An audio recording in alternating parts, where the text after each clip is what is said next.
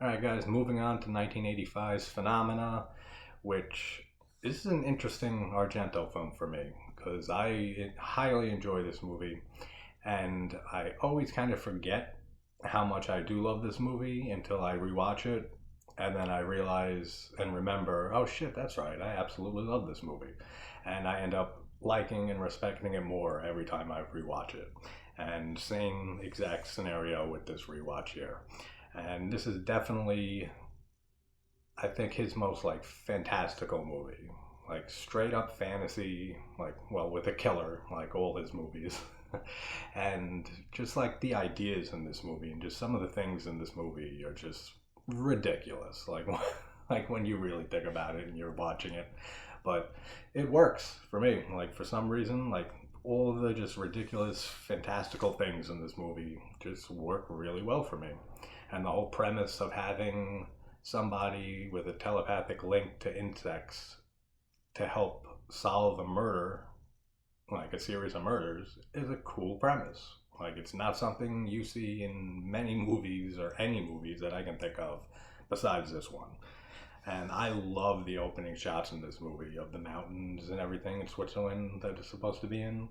Really cool shots. And the score in this movie is very different for an Argento film. Like we have some goblin in here, but it's like the first film of his that doesn't have just one composer doing the soundtrack. We have a little bit of Goblin, and then we have Iron Maiden, we have Motorhead, like a lot of like heavy metal in this, which I've always been a metal fan, and Iron Maiden is a favorite of mine. So every time I watch this movie and I hear Flash of the Blade come on, it's just awesome hearing that in this movie a few times. We have the opening with that's Argento's daughter. It's not Asia, but his other daughter. He has a few daughters, doesn't he? Doesn't he have like three daughters? I don't remember, but it's not Asia, it's the other one. And she misses the bus to get to this boarding school, and she ends up getting attacked by this killer and getting chains wrapped around her neck. And I love the shot of just like the scissors, how they drop and just stick into the floor. Cool shot. I really like that. And then she gets stabbed in the hand with the scissors, and she gets chased by the killer, and she gets stabbed in the chest, and her head goes smashing back, crashing through the window, which is just a total Argento thing at this point. Like, he has something about people's heads crashing through windows. Like, that's in so many of his movies. Like, he has a window crashing fetish of some sort, and her head gets decapitated and falls down the waterfall. That's an awesome scene. Really, really cool. Like, I didn't remember that. I didn't remember her being decapitated and like the head falling down the waterfall. Completely forgot all about that. But really cool scene. And then we have the great, late, always eccentric Donald Pleasance in this, who is just Donald Pleasance as always. Like, he gives his usual performance. The acting in this movie is not that great. I mean, we have young Jennifer Connelly in here, which was one of my crushes growing up, like movie crushes. I love Jennifer Connelly, and she's young here. She's like 15 or something like that, and her performance it's okay. It's fine. Like, it's overacting at certain points and just not good acting at other points, but she carries the film like just fine for me. Like, just seeing Jennifer Connelly like in such an early role. Like, I'm pretty sure this was like her first major role in a film. Like, I think she was in one other movie before this, but she just played like a young version of one of the characters. So this was like her first like starring role in a film. And hey, just have your first starring role in an Argento film, that's not fucking half bad at all. And Donald Pleasance is an entomologist who studies insects, and he has his nurse chimpanzee Inga, which was one of the first just crazy things in this movie, but still like works for some reason. Like, I love that chimpanzee. Like, I absolutely love Inga in this movie. Like, and just the way that she comes to the rescue at the end, and just awesome stuff. And we have the cops there, the detective who's talking with Pleasance, and just the decomposed severed head of the first girl that's just sitting there on the table, and they're studying it. Very Fulci like. Like, there's a lot of stuff in this movie that reminds me of Fulci. Maybe it's just all the bugs and the maggots and shit, but like a few of those scenes, like, just instantly remind me of Fulci. Like, just his like tendency towards filming just gross, like repugnant shit, like with just like decomposing body parts and maggots all over the place, like very Fulci-esque. And then we meet Connolly's character, who's also named Jennifer, so it's easy to remember her name in this. And she is the daughter of a very famous American actor who's like making a new film and sends her to this boarding school in Switzerland for girls. And what's the father's name? Corvino? Yeah, Paul Corvino is the father's name. And then we have the girl being chased to Iron Maiden's Flash of the Blade, which is such a cool scene. Like, maybe, like I said, it has to do with my love for Iron Maiden, but every time that beginning guitar licks kick in, awesome. Like, so good in this. And the way that whole chase scene of her being chased with the blue lighting, like, he has his little color return in this film compared to Tenebrae, that was basically devoid of any of that, like, really blue, red, like his colors that he's known for in Suspiria and Inferno. But we get a lot of blue lighting and coloring in this movie, and it looks really good. It can be a little overbearing at times, since it's like the only like real color that he uses in this movie. So like after a little bit, like it does get a little, I don't want to say old or like taxing, but I don't know. It's hard to describe. Like, it's just like an overuse of it. Like, it's just like too much blue lighting at certain points. But a lot of the shots like still look really, really good and like really beautiful at certain points. And then Connolly's whole sleepwalking thing. I don't know what it was like in 1985 Switzerland, but the fact that they like want to put this girl in a mental institution because she sleepwalks is insane to me. Like, like, come on, like, no one has heard of sleepwalking back then, like in Switzerland. I don't, like I said, I don't know what it was like in the mid 80s in Switzerland and how they viewed sleepwalking, but they mentioned that it's like it could be a precursor to schizophrenia. I didn't look into that. I wanted to, I forgot, but I don't know if there is a link there between sleepwalking and schizophrenia. But I don't know, just the whole way they portray like her sleepwalking in this, and that it's like a sign of her being mentally ill and having to go to an institution. And it's like, get the fuck out of here, dude. She sleepwalks. It's not like she's a fucking psychopath and she's going around doing all this crazy shit. Like, she just sleepwalks. Like, I don't know. That's weird. Like, that whole sleepwalking thing, and it doesn't really come into play again. Like, she sleepwalks like twice, like early on in the movie, and then that's it. Like, it really doesn't come into play again. But she's sleepwalking and she sees the girl who is being chased, and head breaks through the window like usual. And we get the what is it, like it's a cool weapon that he uses. It's like a spear that like you screw the top on. Really cool looking, like killer tool. And she gets stabbed through the back of the head and it comes out of her mouth. Really cool kill. There's not too many great kills in this movie, but I don't even think there's a lot of kills in this movie now that I think about it. But I would never call this like a giallo in any way. Like, people even call like Suspiria and Inferno like supernatural giallos. It just doesn't apply here for me. Because like a giallo, like there has to be some sort of way of you figuring out who the killer is. Like, you have to be able to see the killer throughout the movie. Like, he or she has to be introduced. You have to know who this person is, and who the killer is at the end of this is just a complete out of left field thing. And it brings a lot of Friday the 13th vibes for me. Like the very end of this movie, and I'm sure people know what I'm talking about, but I'll get to that. But that whole kill with her being stabbed in the back of the head and it coming out of her mouth, awesome kill. And I like the shots of the POV of the ladybugs. Like when they show like the ladybugs on the leaf, and then they show like their point of view, and just like, you know, the different eye, like so many eyes that it has, and just shows like the same shot like 8 times, like in the same frame. That's a cool shot. So then Donald Pleasence, Jennifer Connelly, and a chimp walk into a bar. But no, you got Donald Pleasance, Jennifer Connelly, and a chimpanzee. Like, what more can you want in an Argento movie, man? And just all the scenes with them and with Pleasance and Connolly, just they play off each other very well, and I think that's some of her best acting in this movie. Which, like I said, she doesn't give a great performance, but whenever she's with Pleasance in those scenes, I don't know if it's just from her being in the room with Pleasance and knowing him from Halloween and just like being in the presence of a great actor like that. Something about it, but whenever they're on screen together are some of my favorite scenes in this movie, like for sure. And Inga the Chip, having her there too, always helps. And she ends up getting an EEG and stuff. Like I said, more with the sleepwalking thing. And I love the shots of when she's sleepwalking, and they show like those really quick shots of like the brightly lit hallway with the doors on both sides. Really, really cool stuff.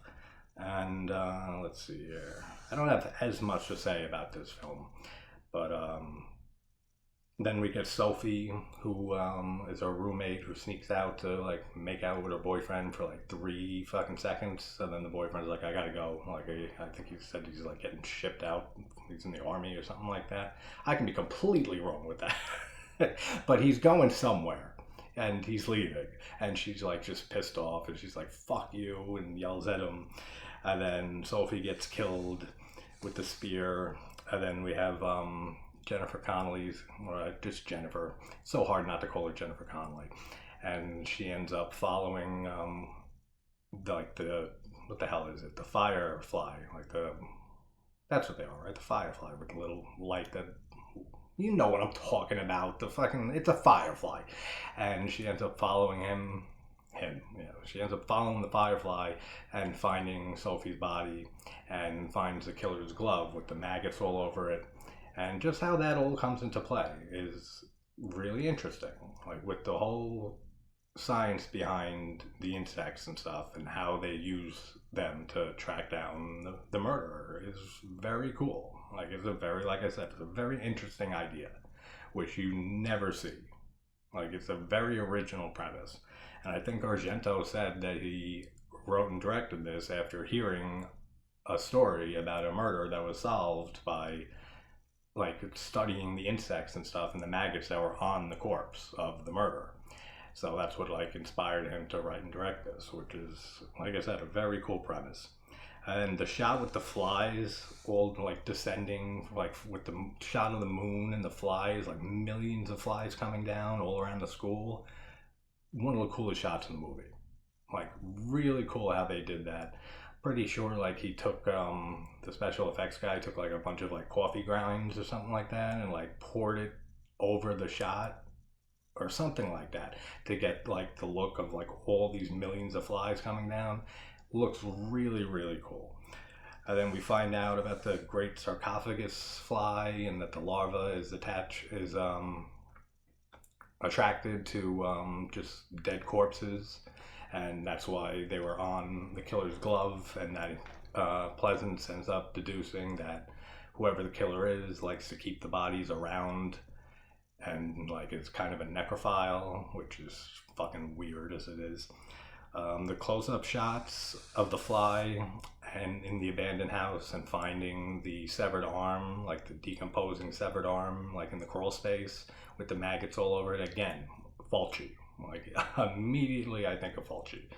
Just something with Fulci and maggots. Just anytime I see maggots on a decomposing body or body part anywhere, Lucio Fulci comes to mind, like every single time. And the shot of Donald Pleasance shining the laser pointer into the killer's eye when he breaks into Pleasance's house, and then Inga, the chimpanzee, is breaking the wood boards, trying to get inside, and she's going nuts, and he's on the stair lift machine with like the blue coloring and lighting and stuff. Really, really cool the whole way that scene is shot. And then Pleasance gets stabbed, unfortunately, and has to die, which is kind of unusual for Pleasance to be killed in a movie that he's in. Can't think of many. And just an awesome shot with all the lighting and everything, and the monkey going crazy and him getting stabbed. I really enjoy that scene a lot. And then she goes to stay with the school chaperone, and isn't it like her guardian? Like at the very beginning of the movie, like when she's in the car heading to the school, who, Daria Nicolodi's character, which is another rare thing, like to see Daria Nicolodi playing the killer in an Argento film. Like I'm pretty sure this is the only movie of his that she plays the killer, like 100% on, like for sure this is. But that's an interesting choice too, to have her being the killer for once and not just a victim in all of his other films. And she ends up going to stay with her. What the hell's her name? Bruckner, Mrs. Bruckner. And she ends up finding the larvae of the great sarcophagus in the bathroom after she tells her to take these pills, which I would never take a pill from this fucking lady. Like, she is acting so weird as soon as they get to this house. Like, immediately, she is acting like a fucking murderer. Like, she's acting like a complete psycho lady. And you're gonna take pills from her? Like, yeah, they're like sealed. Still don't mean anything. Like, and she actually takes one of these pills. And she says, too, that I'm not taking those. And then she goes into the bathroom and she still takes one. I don't know why she did. Like, she already seemed to have, like, suspicions of this woman. But she ends up taking one of the pills and then realizes when she sees more of the fly larvae and stuff in the bathroom that this is the killer. And she ends up trying to throw up the pill and stuff, which is another thing that kind of reminds me of Fulci. Just like the grossness of her just putting her fingers down her throat, making herself puke up the pills and stuff. I don't know why a lot of this reminds me of Fulci, but it absolutely does. And this bitch has her house locked up like fucking Fort Knox. Like when she knocks out Jennifer, she just like flips a switch and like all the windows have like metal fucking barricades that come down and like lock all the windows, and then she has like a triple metal bar lock on the door. Like this woman, like her place is just like Fort Knox. Like her place is just locked up tight. Which I guess is a good idea if you're going to be hiding like a whole bunch of dead bodies like right in your house. Which is another weird fucking idea that she just, but again, like Pleasance mentioned, I can't talk tonight, mentions earlier that that the killer is a necrophile. So it makes sense that the bodies are kept around like where she lives. But still, if you're going to be a murderer, which we find out in the end here that she's not even the murderer for most of the movie, but like keeping them right in your house, like you couldn't think of a better place to keep them around, like that's still close by. I don't know. It's like I said, there's a lot of weird shit in this movie, but it just works. Like for some reason, this movie works for me, and I see this as a very divisive film for him. Like I see this as a lot of people's favorite, or like in their top 3, top 5, and I see it as a lot of people don't really care for this movie. And I can absolutely see for the people who don't care for this movie. I can absolutely see why. Because like I said, it's very just fantastical, just a lot of crazy stuff going on that at some point seems like it's just thrown in there just to be like weird and crazy. I mean, we have a fucking chimpanzee who's taking care of Donald Pleasance, who's a bug expert, who's like, it's like the whole idea is just like when you put it like when it's on paper and you're just like reading it or just saying it out loud, like it really does sound insane. Like the whole premise for this movie. Then we get Iron Maiden's Flash of the Blade again blasting, and then we have Jennifer trying to grab the phone while the detective's screaming. That's a really cool scene. Really, really like that. Basically, anytime Maiden starts playing in this movie, I get amped up. Like, awesome that they included Iron Maiden in this. And then Jennifer gets pulled out of the crawl space by the detective, and she falls into the pit of the water and maggots with all the decomposing bodies. Awesome stuff. Like, looks really cool. The effects look really good on the corpses. And again, Fulci. Like, it's just Fulci and maggots, man. They go hand in hand. And and Daria does a great job as like a psychotic woman. Like, just like her psychotic laughter and like the way she just goes on maniacally laughing when Jennifer's like crawling around in the pit in the water with the bodies all around her. Really cool stuff. And she comes across as a very psychotic woman. Like, Daria does a very good job in the ending of this movie. And then we have the inspector who, smart by him, man. He doesn't want to see this young girl get killed. He ends up breaking his thumb, breaks his hand so he can slip out of the handcuffs. And ends up beating Bruckner, like, ferociously, man. Like, with the fucking handcuffs, just starts beating her in the face. Then we find her deformed son, which is why I say I can't call this a giallo, because we've never seen this person before. We've never knew that this kid even existed until the last like 15 minutes of this movie. So like there's no way that you can ever see this coming. Like there's no way that you can watch this movie and be like, oh, I think that's the killer, then like be right. Because you can't, because the killer is not shown until the last 15 minutes of this movie. And it's just a deformed child that we find out that Bruckner worked at some insane asylum like 15 years prior and was like raped by one of the inmates and gave birth to this deformed, diseased child.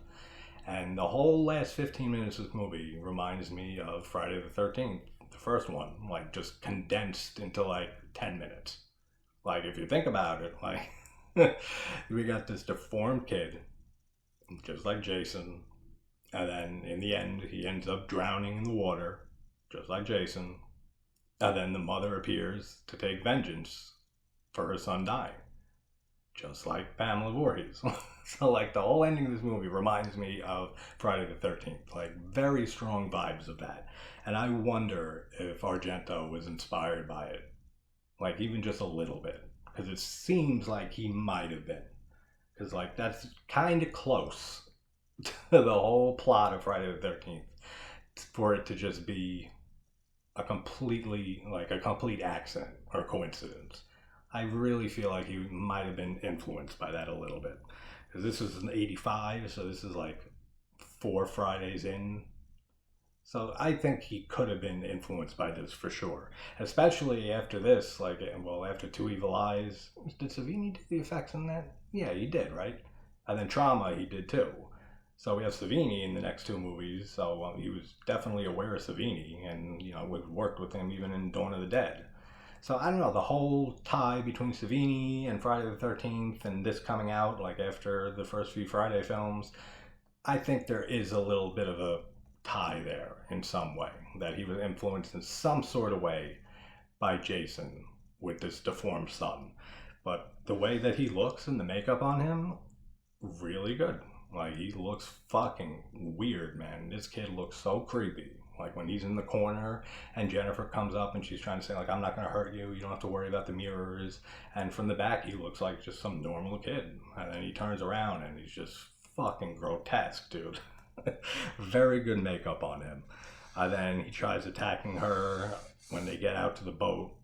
And again, the shot with the millions of flies coming down and just completely engulfing this kid, and like he's like picking away at his face, and his face is like coming apart because he's trying to get all the flies off of him. Awesome stuff. Really, really cool. And then when he was trying to kill her, he's like stuck his little spear into the gas tank, so the boat like explodes, and right before it does, Jennifer jumps into the water, and we get some cool underwater shots, just like in Inferno when Rose, right, when she goes into the little pit there with the water, and we get those underwater shots. Really cool shots with the the air and the sound design, which is like the bubbles and like drips of the water. Really cool stuff. I like that shot a lot. And then the boat explodes, like I said, and she goes underwater. And then the son grabs her leg and try like another thing that like Jason does in a few of those movies. So there's definitely some Friday the 13th in here. Like absolutely. Like I didn't remember a lot of the ending of this. Like I remember there was a deformed child and stuff. But like on this rewatch, and especially now that I'm saying that I'm gonna do the Friday the 13th series this week, maybe it's just that stuck in my head too, but so much Friday influence in here. Like really makes me think of it. Absolutely. and grabs her leg, and then she ends up kicking him off, and then he ends up drowning and dying in the water. Then Shapiro shows up, the lawyer for her father, and shows up to rescue her, and what the hell's her name? Bruckner shows up and just decapitates him with that like metal sheet. Really, really cool. It could have been a little better with the gore, like it's kind of really quick, but it's a cool little decapitation. Like it's nothing great, but it's unexpected for sure. Like I remember the first time seeing this, I remember that decapitation. I did not expect that one bit. But like him just like coming down like the hill, and he has like this smile on his face, and then his head just gets lopped the fuck off. Really cool stuff. Then we have Inga to the rescue, as we have a little bit of exposition in there from Bruckner of her saying what happened. So basically the son was the killer, and kind of like can figure out and deduce that he was killing all these young women because he was jealous of how beautiful they were and how deformed he is. That's what I take from it. And so he was the killer for most of this. So then the mother, Bruckner, killed Donald Pleasance, and the detective, or tried to kill the detective. I don't know if he's still alive at the end, because the last time we see him, he's beating the shit out of her. So I don't know if she killed him after that, but she says she did. So maybe she did off screen and we don't see it. But her saying that she killed the both of them to protect her son. And then she's going to kill Jennifer, and she has the fucking metal plate like digging into her neck. And she's telling her to call for her insects and everything. Then we get Inga to the rescue, man, who found the little straight razor in the garbage can a little bit earlier, and just starts hacking her neck apart, and just awesome stuff. Like just have a chimpanzee be the hero of this movie. Awesome. Like absolutely awesome. And then the two of them just like hug and embrace like on the beach side, and that's the end of the movie. Like I said, it's a very, very hard film to discuss. Kind of just like Inferno. Like I find them very hard, those two movies, to talk about. Like unless like I'm sitting there like talking with somebody in person who I can bounce ideas back and forth on. But it's definitely a very divisive film in Argento's, filmography, for sure. And I totally understand, like I said, why certain people don't care for this movie. But something about it, I don't know, maybe it's just having Donald Pleasance there, and the premise itself of being so unique, and just the wild shit in this movie with the chimpanzee and just all that weird stuff. Like, it just works for me. And it's just another great Argento film that just continues on into opera. And then, like I said, unfortunately, after like Two Evil Eyes and Trauma, it's just when he starts going real downhill. But opera coming up next, and then Two Evil Eyes, Trauma, and if I can find Stenhal Syndrome online somewhere, then I definitely want to do that, because I do enjoy that film a lot. And then I think the last weekend for this month for Argento will be Demons 2, and The Church. Even though he didn't direct them, he did co-wrote the screenplay and the script for all of them. And the Suspiria remake I definitely want to cover, because that is a fucking phenomenal remake. For how different it is compared to the original Suspiria, what a great remake. Like one of my favorite remakes ever, actually. Like that, Maniac with Elijah Wood, Texas Chainsaw 3, and a few others that are just like in my top tier of remakes. So I'm definitely going to do the Suspiria remake, and Mother of Tears, and any of his other films from like Trauma on. I don't know, they're just not really worth it, like for me diving into. Maybe down the line, if I see one of them pop up on a streaming service, I'll randomly do it, but they're not good enough for me like to discuss. But alright guys, that's Phenomena. I'll have opera up, I don't know, it's like 1:30, it's 2 in the morning almost, so I might have it up in a few hours. If not, it'll be up tomorrow. So everybody have a good night, good morning, wherever you're from. Hope you're enjoying your weekend, and I will talk to you soon.